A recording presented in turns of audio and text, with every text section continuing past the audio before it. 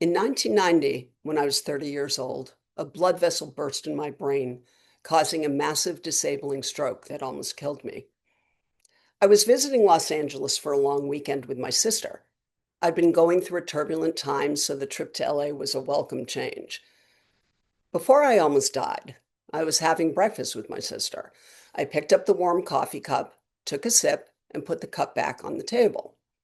That was the last action my left hand performed before it completely vanished from my awareness. I looked down and saw my hand lying there, as though it belonged to someone else. The sudden numbness was unearthly, eerie, and complete, like the essence of my hand had fled. The numbness crept up my arm. I was disappearing inch by inch. My hand's gone completely numb, I said to my sister. Well, you must have slept on it funny, she replied.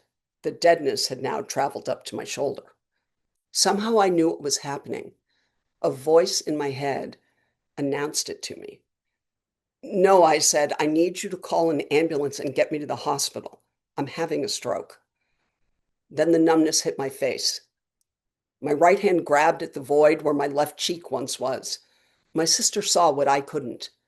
The left side of my face had gone slack.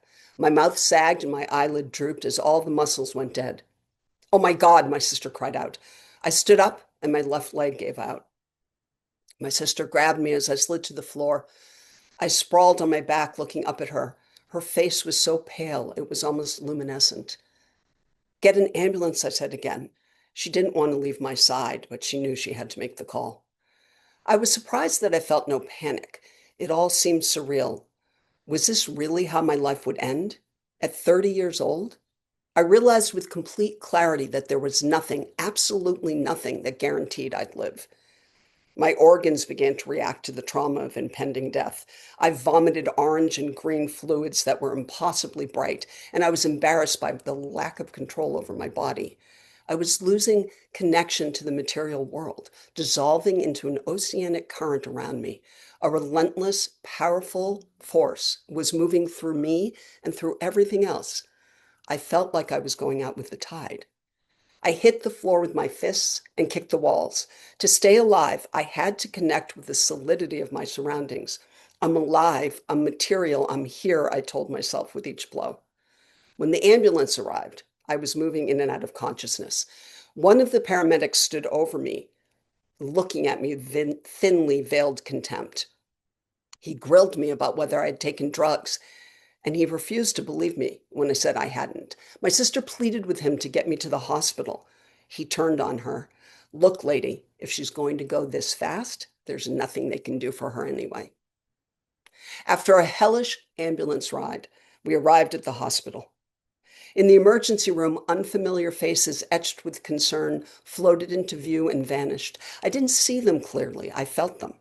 Their fears, anxieties, and empathy were pouring over me and through me like a substance. A young doctor with a beard approached me. He had a soothing presence. I reached up to caress his face with my right hand. I felt complete love for him.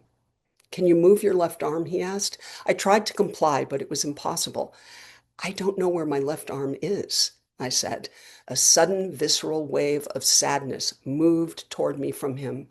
I wanted to smile at the doctor, to reassure him, but I was too tired. I always hated hospitals, but now I was comforted by being there. It was like returning to the womb, a big, bustling, echoing womb, but peaceful nonetheless. I allowed myself to close my eyes and drift away. Maybe I'd live.